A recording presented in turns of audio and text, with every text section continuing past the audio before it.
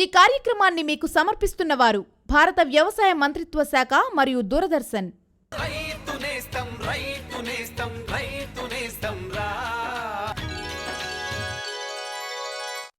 నమస్కారం. రైతు నేస్తం కార్యక్రమానికి స్వాగతం. నా పేరు లక్ష్మీ భార్గవి. ముందుగా వ్యవసాయ సమాచారం చూద్దాం. ఈ సంవత్సరం ప్రభుత్వ ప్రోత్సాహంతో మన తెలంగాణ రాష్ట్రంలో పప్పుధాన్యాల విస్తీర్ణం బాగా పెరిగింది. ప్రస్తుతం వరి మాగాణులలో కూడా పప్పుధాన్యం వేయడానికి రైతులు సన్నద్ధమవుతున్నారు. వీటిలో అధిక దిగుబడులు సాధించాలంటే వైరస్ తెగుళ్లు రాకుండా ముందస్తు చర్యలు చేపట్టాలి. వీటిలో పెసర నాశించే ఆకుముడత, మినుము నాశించే సీతాఫలం తెగులు మరియు పెసర, మినుమును ఆశించే పల్లాకు తెగులు ముఖ్యమైనవి. ఆకుముడత తెగులు. ఈ తెగులు ఆశించిన పెసర మొక్కల ఆకుల అంచులు వెనుకకు ముడుచుకొని మెలికలు తిరిగి గిడసబారి రాలిపోతాయి. ఆకుల అడుగు భాగంలోని ఈనెలు రక్తవర్ణాన్ని పోలి ఉంటాయి. లేత దశలో వ్యాధి సోకినట్లయితే తలలు మాడి మొక్కలు ఎండిపోతాయి. ముదురు దశలో తెగులు పాక్షికంగా ఉండి అతి తక్కువ కాపు ఉంటుంది. ఈ తెగులు తామర పురుగుల ద్వారా వ్యాప్తి చెందుతుంది. దీని నివారణకు తెగులు సోకిన మొక్కలను పీకి తగులబెట్టాలి. లీటరు నీటికి 1 గ్రాము ఎసిఫేట్ లేక 2 మిల్లీలీటర్ల డైమిథోయేట్ లేక 1.5 మిల్లీలీటర్ల ఫిప్రోనిల్ మందును కలిపి పిచికారీ చేయాలి. పల్లాకు తెగులు. ఈ తెగులు పెసర, మినుము పంటల్లో ఎక్కువగా ఉంటుంది. ఈ తెగులు సోకిన మొక్కల ఆకులు, కాయల మీద పసుపు పచ్చ మచ్చలు ఏర్పడతాయి. తొలి దశలో ఈ వైరస్ తెగులు ఆశించినట్లయితే పైరు గిడసబారిపోయి పూత పూయక ఎండిపోతుంది. ఈ వైరస్ తెల్లదోమ ద్వారా వ్యాప్తి చెందుతుంది. నివారణకు పల్లాకు తెగులు సోకిన మొక్కలను పీకి నాశనము చేయాలి. తెల్లదోమ నివారణకు మోనోక్రోటోఫాస్ 1.6 మిల్లీలీటర్లు లేక ఎసిఫేట్ 1 గ్రాము లేక డైమిథోయేట్ 2 మిల్లీలీటర్లు లేదా ట్రైజోఫాస్ 2.5 మిల్లీలీటర్లు లేదా ఎస్టామిప్రిడ్ 0.2 గ్రాములలో ఏదో ఒక మందును లీటర్ నీటికి కలిపి వారం నుంచి 10 రోజుల వ్యవధిలో మందులను మార్చి పిచికారీ చేసుకోవాలను. సీతాఫలం తెగులు. ఈ తెగులు విత్తనం ద్వారా మరియు పేనుబంక ద్వారా వ్యాపిస్తుంది. తెగులు సోకిన మినుము మొక్కల ఆకులు ముడతలుగా ఏర్పడి మందంగా పెద్దవిగా పెరుగుతాయి. మొక్కలు పూత పూయక వెర్రితలలు వేస్తాయి. పేనుబంక నివారణకు లీటర్ నీటికి 2 మిల్లీలీటర్ల డైమిథోయేట్ లేక 1.6 మిల్లీలీటర్ల మోనోక్రోటోఫాస్ను కలిపి పిచికారీ చేయాలి. తెగులు సోకిన మొక్కలను పీకి తగులబెట్టాలి. వైరస్ తెగుళ్ల నివారణకు ముందస్తుగా చేపట్టవలసిన చర్యలు. విత్తే ముందు కిలో విత్తనానికి ఇమిడాక్లోప్రిడ్ 5 మిల్లీలీటర్లు లేదా థయోమిథాక్సామ్ 5 గ్రాముల చొప్పున కలిపి విత్తన శుద్ధి చేసినట్లయితే పైరును తొలి దశలో వైరస్ తెగులును వ్యాపింపజేయు రసం పీల్చే పురుగుల నుండి కాపాడవచ్చును. పైరు చుట్టూ 4 వరుసలు మొక్కజొన్న గాని లేక జొన్న గాని విత్తుకున్నట్లయితే వైరస్ తెగుళ్లను వ్యాపింపజేయు తెల్లదోమ, తామర పురుగులు మరియు పేనుబంక వంటి రసం పీల్చే పురుగులను నివారించవచ్చు. విత్తిన 15 లేదా 20 రోజులకు ఒకసారి వేప నూనె 5 మిల్లీలీటర్లు 1 లీటరు నీటికి కలిపి లేక 5% వేపగింజల కషాయం కానీ పిచికారీ చేసినట్లయితే పంటను తెల్లదోమ ఆశించకుండా కాపాడుకోవచ్చు. అంతేగాక అప్పటికే పంటలో ఉన్న తెల్లదోమ గ్రుడ్లను మరియు పిల్ల పురుగులను కూడా నాశనం చేసినట్లు అవుతుంది. పొలము గట్ల మీద మరియు రోడ్డు పక్కన వైరస్ ఆశించిన కలుపు మొక్కలను పీకి నాశనం చేయాలి. వైరస్కు మందు లేదు కనుక వాటి వ్యాప్తికి దోహదపడే రసం పీల్చే పురుగులను నిర్మూలించి వైరస్ను సమర్థవంతంగా నిర్మూలించుకోవాలి. మన దేశ ఆర్థికాభివృద్ధిలో వ్యవసాయ రంగం పాత్ర అత్యంత ప్రధానమైనది. కావున వ్యవసాయ రంగ అభివృద్ధి మన దేశానికి ఎంతో ముఖ్యం. కావున వ్యవసాయ రంగంలో వచ్చే నూతన యాజమాన్య పద్ధతులను, సాగులో పాటించవలసిన మెళకువలను రైతులకు విస్తరణ కార్యక్రమాల ద్వారా తెలియజేస్తూ వ్యవసాయ రంగాభివృద్ధిలో తన వంతు పాత్ర పోషిస్తున్న కార్యక్రమం రైతు నేస్తం. ఈనాటి రైతు నేస్తం కార్యక్రమంలోని ముఖ్యాంశాలు: ప్రత్తి తీత నిల్వ మరియు రైతులకు మార్కెటింగ్ సూచనలు, జీవాలలో నిమోనియా, రబీ పెసరలో తెగుళ్ల యాజమాన్యం, రబీ పంటలలో కలుపు నివారణ మొదలైన అంశాలుంటాయి. మన తెలంగాణ రాష్ట్రంలో అత్యధికంగా సాగు చేసే వాణిజ్య పంటలలో పత్తి అత్యంత ప్రధానమైంది. పత్తిని ఎక్కువగా రైతులు వర్షాధారంగా సాగు చేస్తారు. పత్తిలో రైతులు ఎక్కువగా 3 నుండి 4 సార్లు పత్తి తీత చేస్తారు. పత్తిలో అధిక దిగుబడులు సాధించాలంటే పత్తి తీత చేయడం అత్యంత ముఖ్యమైంది. కావున పత్తి తీత నిలువ మరియు రైతులకు మార్కెటింగ్ సూచనల గురించి వివరాల్లో తెలుసుకుందాం.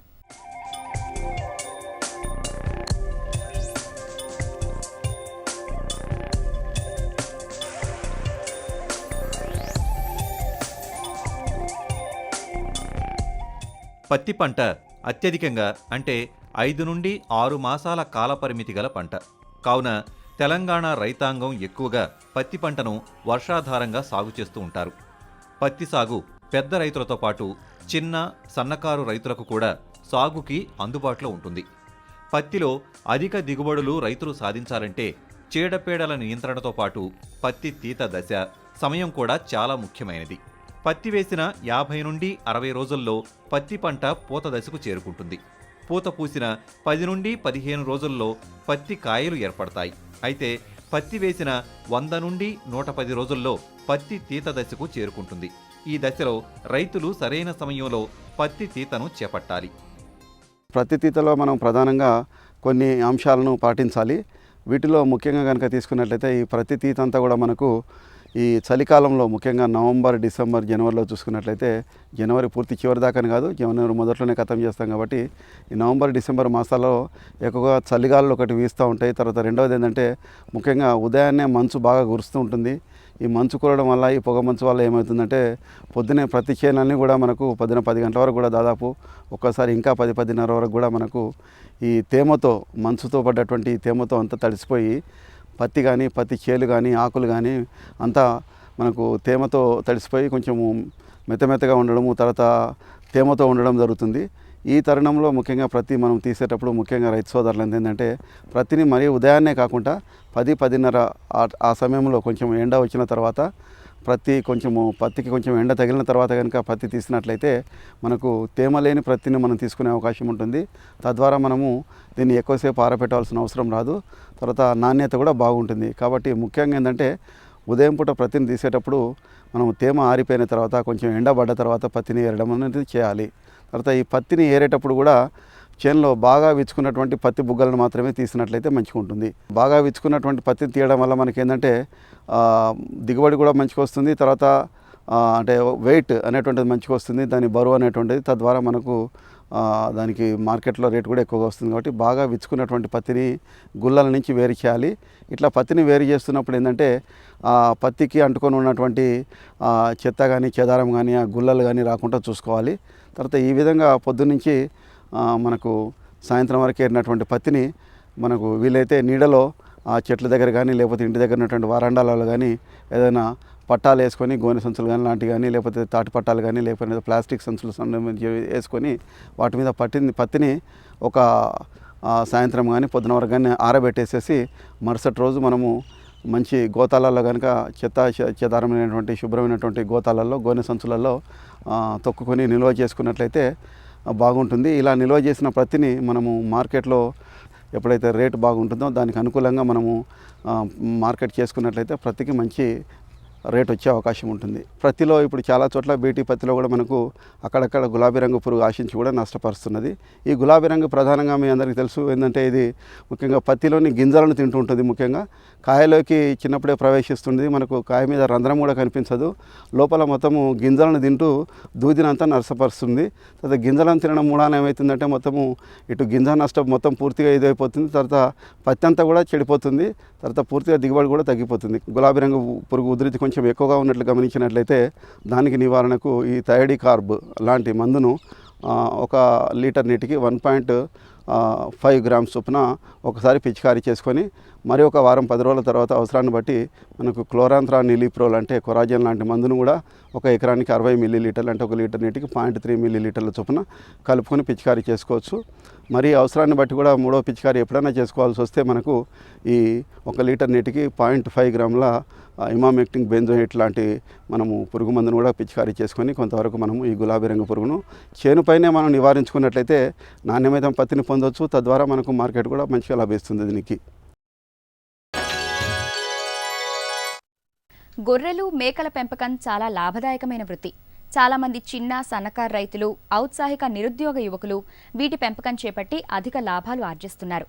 అయితే జీవాలను ఆశించే అంతర మరియు బాహ్య పరాన్నజీవులు వైరస్ల వలన అనేక వ్యాధుల బారిన పడి చనిపోతున్నాయి.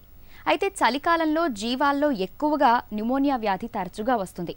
కావున ఈ వ్యాధి లక్షణాలను, నివారణ చర్యలను వివరాల్లో తెలుసుకుందాం.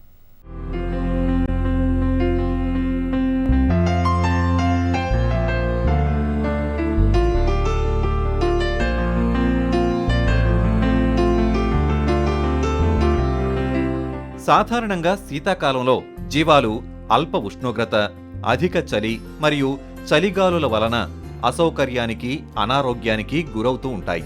దీని మూలంగా శరీరంలో తీవ్రమైన మార్పులు జరుగుతూ ఉంటాయి. ముఖ్యంగా గొర్రెల్లో ఊపిరితిత్తులకు నిమ్ము లేదా గుండె నిమ్ము లేదా న్యూమోనియా వ్యాధి తరచూ వస్తూ ఉంటుంది. శీతాకాలంలో జీవాలు ఎక్కువగా శ్వాసకోశ రుగ్మతలకు లోనవుతాయి. ఇందులో ప్రాణాంతకమైనది న్యూమోనియా.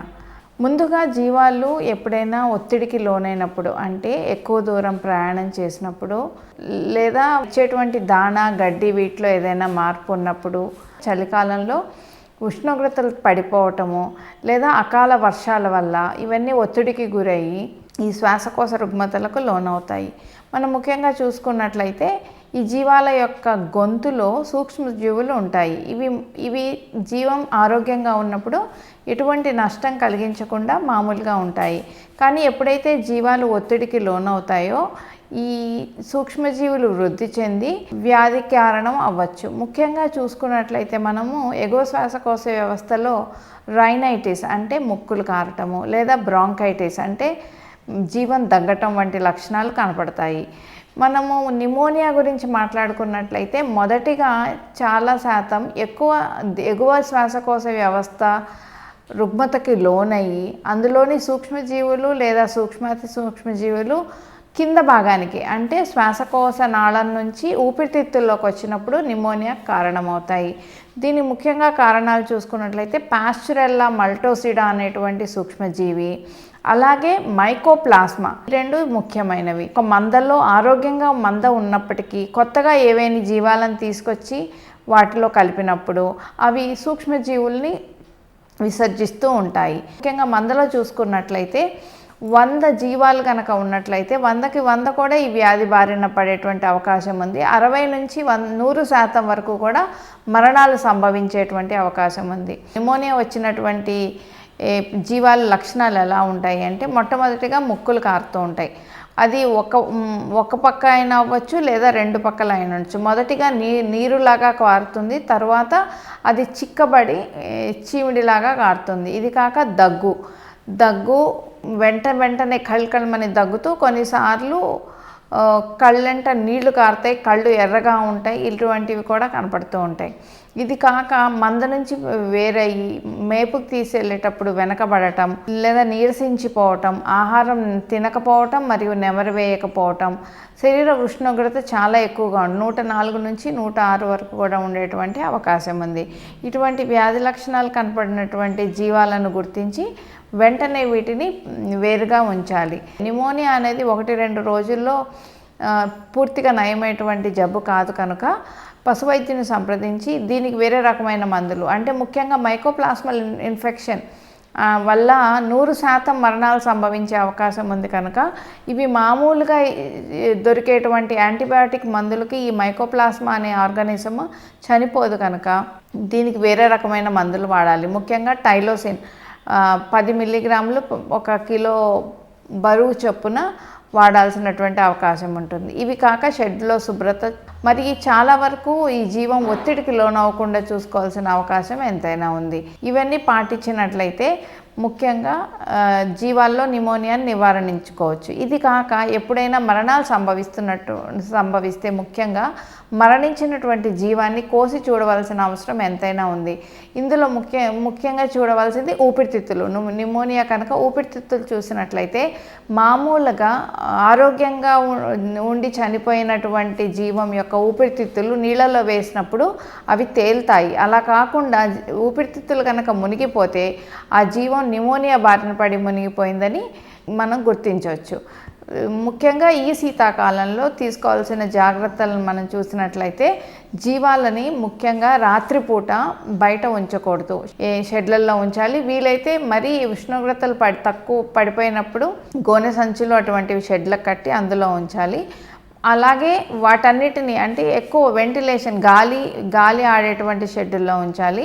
అలాగే మేతకు కూడా కొంచెం ఈ మంచు పోయాక ఎండ వచ్చాక బయటికి తీసుకెళ్ళటం మంచిది. సాయంకాలం కూడా త్వరగా లోపలికి ఉంచాలి. ఇవి కాక తగు సమయంలో తగు మోతాదులో అంతర్పరాణ జీవుల వల్ల కూడా నిమోనియా కలిగేటువంటి అవకాశం ఉంది కనుక నట్టల మందులు కూడా వాడుకోవాలి.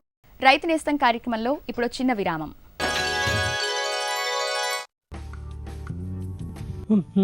కూరలో కారం ఎక్కువైంది. ఎన్నిసార్లు చెప్పాను నీకు ఎంత అవసరమో అంతే వేయాలని? నా వల్లైతే ఇలా అప్పుడప్పుడు అవుతుంది, కానీ మీరైతే పొలంలో మీకు తోచిన క్రిమి సంహారకాలని వాడేస్తారు. మరి దాని సంగతో? ఉన్నమాటేగా అంటోంది కోడలు. చూడు, పొలంలో ఎంత అవసరమో అంతే మందు వెయ్యి. గుర్తుంచుకోండి, క్రిమి సంహారకాలు విషపూరితాలు. డబ్బా పైన రాసిన సూచనల ప్రకారమే మందు వేయాలి. ముందు ఫెరమోన్ ట్రాప్, లైట్ ట్రాప్, మిత్ర కీటకాలు, జైవిక క్రిమి సంహారకాలు వంటివి ఉపయోగించాలి. అవసరమైతేనే రసాయనిక క్రిమి సంహారకాలు ఉపయోగించాలి. మందు చల్లడం పొద్దున కాని సాయంత్రం కాని చేతి తొడుగులు, మాస్క్, ఇంకా పొడుగు చేతుల చొక్కా వేసుకుని చేయాలి. గాలి వీచే దిశలో చల్లుతూ వెనక్కి నడవాలి. మందు డబ్బాలు, చల్లే యంత్రాలు సురక్షితమైన చోట ఉంచాలి. ఇప్పుడేనా అర్థమైందా? అర్థమైంది భార్యామణి. ఇక చెయ్యను ఇలాంటి పిచ్చి పని. తాగించిందా నీకు 3 చెరువులు నీళ్లు? సరే, ఎవరితోనండి ఇంతగా తెగనవ్వుతూ మాట్లాడుతున్నారు? కిసాన్ కాల్ సెంటర్ విశేషజ్ఞుడితో పంట గురించి సలహా తీసుకుంటున్నాను. పొద్దున సరే, మధ్యాహ్నం కూడానా? కిసాన్ కాల్ సెంటర్ ఉదయం 6 గంటల నుండి రాత్రి 10 వరకు తెరిచే ఉంటుంది. ఆదివారం కూడానా? ఏడాదిలో 365 రోజులు తెరిచుంటుంది. వ్యవసాయ సంబంధిత సమస్యలకి మీ భాషలో వెంటనే సమాధానాన్ని పొందడానికి దేశంలోని ఏ ఫోన్ నుంచైనా జాతీయ హెల్ప్ లైన్ నంబర్ 1800 1851 సంప్రదించండి. రైతు నేస్తం కార్యక్రమానికి తిరిగి స్వాగతం. ప్రస్తుతం మన రాష్ట్రంలో అపరాలకు తీవ్ర కొరత ఏర్పడింది. దీన్ని దృష్టిలో పెట్టుకుని పప్పు ధాన్యాల సాగును ప్రోత్సహించేందుకు ప్రభుత్వం ఆయా విత్తనాల్ని రాయితీపై అందిస్తూ అపరాల పంటల మద్దతు ధరలు పెంచుతుంది. అపరాలలో ఎక్కువగా సాగు చేసే దానిలో పెసర ఒకటి. కానీ పెసరను ఆశించే వివిధ రకాల తెగుళ్ల వలన దిగుబడులు గణనీయంగా పడిపోతున్నాయి. కావున రబీ పెసరను ఆశించే వివిధ రకాల తెగుళ్ల యాజమాన్యం గురించి ఇప్పుడు వివరాల్లో తెలుసుకుందాం.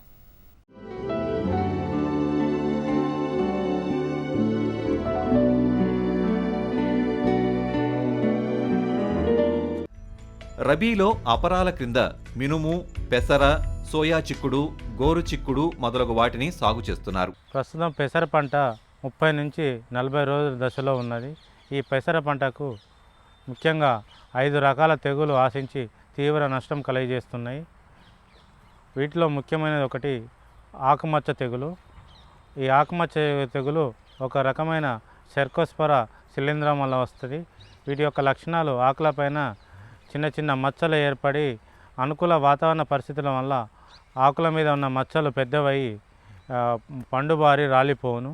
ఇలాంటి లక్షణాలు పెసర పంటలో గుర్తించినప్పుడు రైతులు మార్కెట్లో లభించే 1 లీటర్ నీటిలో 2.5 గ్రాముల మ్యాన్కోజబ్ లేదా 1 గ్రామ్ కార్బనిజం లేదా రెండిట్ల మిశ్రమైన సాఫ్ లేదా కంపానియంలను పెసర పంటలో మనం పిచికారి చేసినట్టయితే ఈ తెగులును తగ్గించవచ్చును. రెండవ ముఖ్యమైన తెగులు బూడిద తెగులు. ఈ బూడిద తెగులు చలికాలంలో ఇప్పుడున్న వాతావరణ పరిస్థితుల్లో చల్లగా ఉండడం వల్ల ఈ తెగులు ఎక్కువగా ఆశించే అవకాశం ఉన్నది. కొన్ని ప్రాంతాలలో గుర్తించాము. కాబట్టి రైతులు ఈ తెగులు యొక్క లక్షణాలు ఏ విధంగా ఉంటాయంటే ఆకుల పైన చిన్న చిన్న తెల్లని రంగులో మచ్చలు ఏర్పడి ఆకంతా మన దూరం నుంచి చూస్తే తెలుపు రంగు లేదా బూడిద రంగులో ఉండును. ఆకంతా ఆకుపచ్చ రంగు నుంచి బూడిద రంగులో ఉండి పండుబారి ఎండిపోయి రాలిపోను. ఇలాంటి లక్షణాలు ఉన్నాయంటే మనకు పెసర పంటలో బూడిద తెగులు వచ్చినట్టు గుర్తించాలి.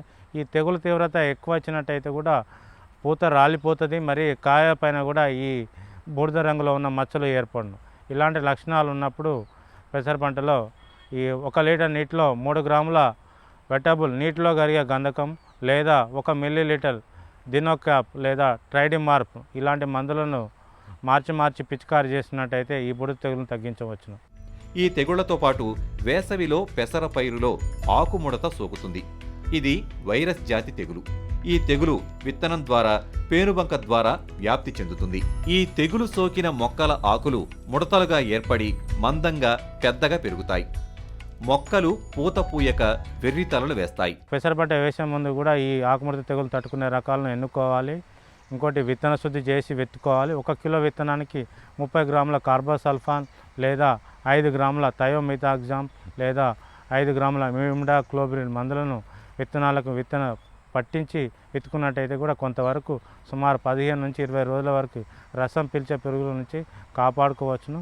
ఇంకొకటి ఈ మన కీటకనాశిని అయిన మందులను 1 లీటర్ నీటిలో 1 గ్రామ్ ఎస్పెట్ లేదా 1.6 ml మోనోక్రోటోపాస్ లేదా 2 మిల్లీలీటర్ల డైమిథయేట్ మందులను మార్చి పిచికారి చేసుకున్నట్టయితే, మరి ఇంకొకటి పిప్రోనిల్ కూడా 2 ml మందులను మార్చి పిచికారి చేసుకున్నట్టయితే ఈ పై 4 మందులను వారం రోజులలో మళ్ళీ మరొకసారి ఈ తెగులు తగ్గనిచ్చో మళ్ళొకసారి పిచికారీ చేసుకున్నట్టయితే తప్పనిసరి ఈ ఆకుముడత తెగులు తక్కువ అవుతుంది. అదేవిధంగా పెసరలో ప్రధానమైన సమస్యలో పల్లాకు తెగులు ఒకటి. ఇది తెల్లదోమ ద్వారా వ్యాప్తి చెందుతుంది. దీని నివారణకై పొలంలో పల్లాకు తెగులు సోకిన మొక్కలను పీకి నాశనం చేయాలి. రైతు నేస్తం కార్యక్రమంలో మరో చిన్న విరామం.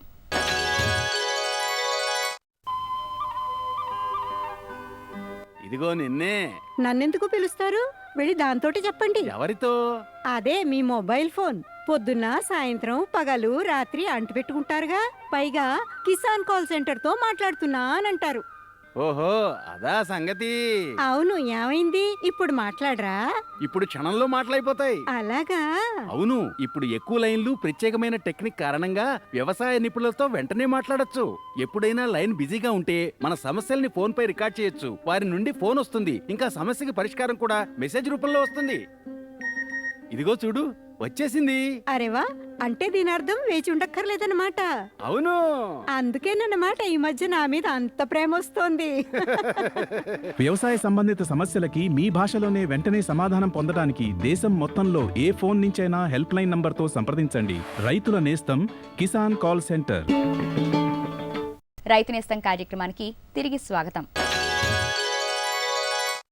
సుస్థిరమైన దిగుబడులు సాధించడానికి సమగ్ర పోషక యాజమాన్యంతో పాటు సమగ్ర కలుపు నివారణ కూడా అంతే అవసరం. పంట దిగుబడులను తగ్గించే కారకాలను పరిగణనలోకి తీసుకున్నట్లయితే కేవలం కలుపు మొక్కల ద్వారా 37 నుండి 45% వరకు నష్టం జరుగుతుంది. ఒక్కొక్కసారి కలుపు మొక్కల వలన 100% నష్టం రావడానికి కూడా అవకాశం ఉంది. కాబట్టి రబీ పంటలలో కలుపు నివారణ చర్యల గురించి వివరాల్లో తెలుసుకుందాం.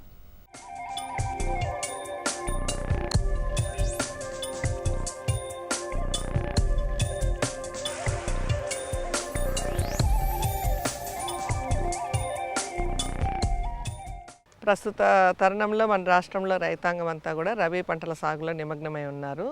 రబీలో పండించే ముఖ్యమైన పంటల్లో మనకు వరి, మొక్కజొన్న, వేరుశనగ మరియు వరి మాగాణంలో పండించేటువంటి పెసర, మినుము కానివ్వండి, నల్లరేగడి నేలల్లో పండించేటువంటి పప్పు శనగ కానీ, కూరగాయ పంటలు కానీ మనకు సాగులో ఉన్నాయి. ఈ రబీ పంటల్లో ముఖ్యంగా మనకు కలుపు యాజమాన్యం అనేది చాలా ప్రధానమైనది.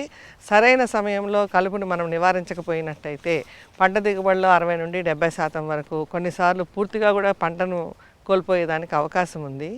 మరియు అంతేకాకుండా ప్రతి పంటలో కూడా తొలి 1/3 భాగం మాత్రం మనము కలుపు లేకుండా చూసుకోవడం అనేది చాలా ముఖ్యమైన అంశము.